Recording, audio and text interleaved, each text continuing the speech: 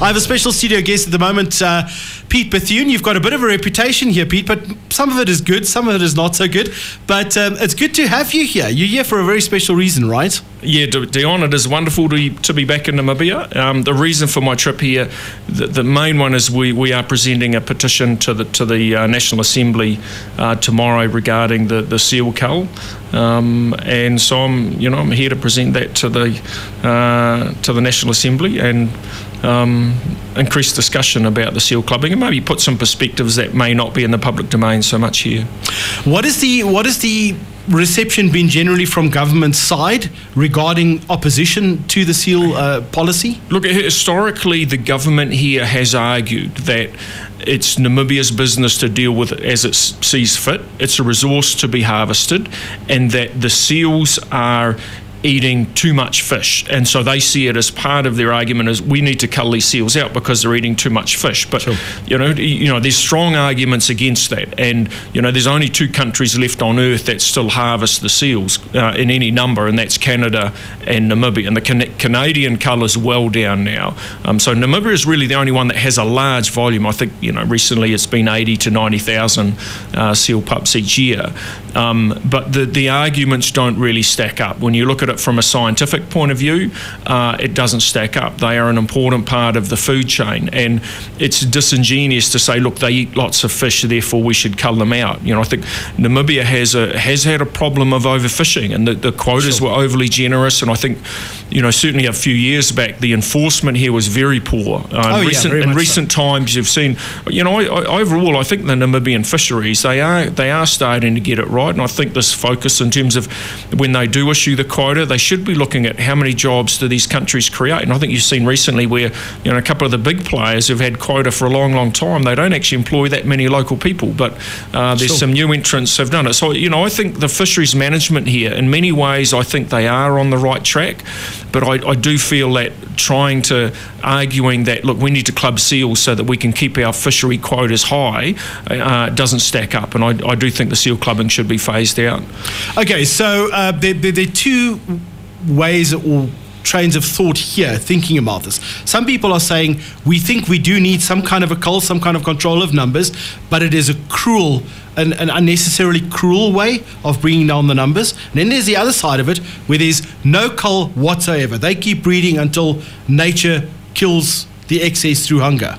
Is that which way are we looking at? Look, let's cover them both. If you look at the seal populations, there is a natural attrition that happens. Sure. And typically in a year, I don't know the exact numbers here, but it wouldn't surprise me. Some years there may be 5,000 or 10,000 die off, and there may be years where 100,000 die off. Remember, there was a big die off many years ago, and that's what happens in these populations. When you've got a population of say 100,000 seals all living in close proximity in Atlas Bay or Wolf's Bay or in Cape Cross, when a viral infection or bacterial infection gets in that population, it can go through and wipe large numbers out. And that's one of the reasons these species are a little bit vulnerable. The way they live their lives are in this rookery. They clump together, so something goes wrong there. That's right. And so, they are listed on Appendix 2 of CITES, which, does normally afford them a reasonable amount of protection. But just, sorry for interrupting you, but surely then, isn't there a legal foot for this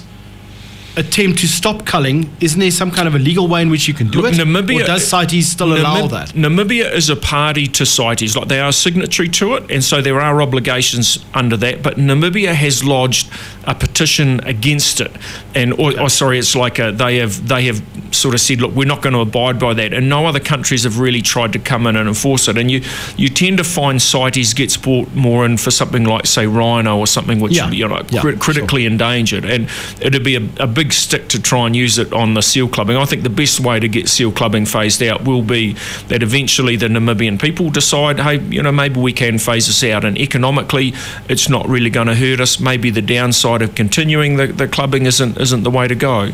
My job here is not to come in here and beat people up or anything like that. It's just simply to put the arguments from a conservationist perspective. The other aspect you touched on before was the animal rights thing, and I I've seen the clubbing in action down in Atlas Bay, and it is barbaric. It is one of the worst things I've ever seen. And, I know there are different standards in terms of what societies will accept, but, it is one of the most horrific things I've seen. And, I met with the Ombudsman for Namibia, and he said, look, Pete, when the clubbing happens, it's only a single club on every animal. And I know for a fact that that's not true. No, I don't think you can say that confidently, because they're moving around, they're trying to get away. I don't think you're going to get one club.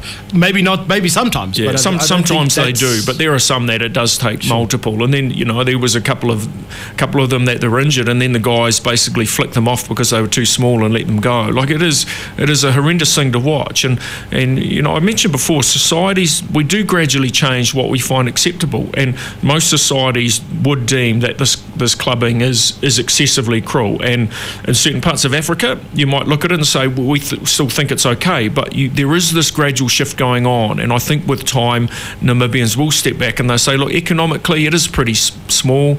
Your economy grew by I think $500 million last year.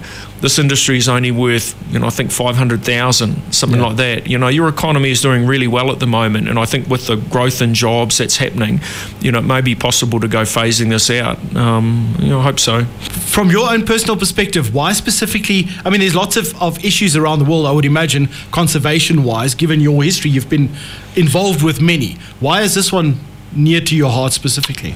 Look, I spent a year of my life dedicated to stopping Japanese whaling in Antarctica, and I sacrificed a lot for that. And then when I got out, I decided, look, marine conservation is what I'm going to work on, and this was really the first campaign that I did after I got out of prison in Japan, and we came here, we filmed the seal clubbing down in south of Luderitz in Atlas Bay, and it did affect me. Like, I was quite horrified by what I saw there, but it's not the only thing I work on. Like, we've just come back, a lot of my work is actually helping countries on their fisheries enforcement. Okay. And we are coming back to West Africa later this year to assist the countries there. So I've got a team of former special operations guys, and we have some boats and stuff, and we come in and help them out. Namibia doesn't need it. You guys have got good fisheries enforcement here, but certainly there's plenty of other countries that do have problems. But the seal clubbing for me is not the only issue that I work on in terms of Earthrace conservation, but it is an issue that's quite dear to my heart, and I would like to see some change.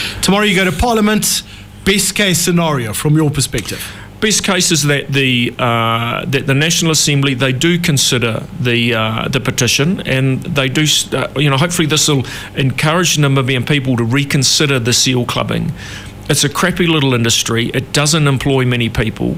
It doesn't bring in much money, and you may end up paying a heavy price in terms of tourism. Like if, in our petition, we had over 100 countries, people from 100 countries have signed this petition. It's not only South Africans or New Zealanders who are opposed to it. There are many, many countries would be opposed to it. And so hopefully I can make people aware here, like if you do keep clubbing these seals, it will affect your image. In small countries like Namibia, New Zealand's the same. We need to be very careful with our image in New Zealand because we're very dependent on tourism, and we've only got a few big trading partners. We're not like Japan, who can just steamroll and railroad everything around. And Namibia is a wonderful country. It's got wonderful people here, and I love this place, and I don't want to see it tarnished by this little industry that most of the profits go to this Turkish guy, not even to locals. All right, so let's say there was a compromise and government said to you, I'll tell you what, we'll phase it out over 5 years or maybe even 10 years. Would you go for that? Would that be a partial victory?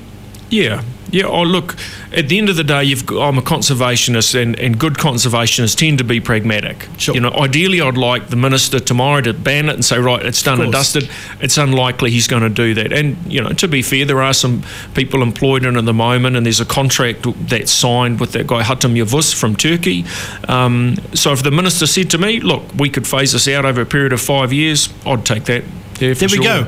That's Pete Bethune, very well-known conservationist.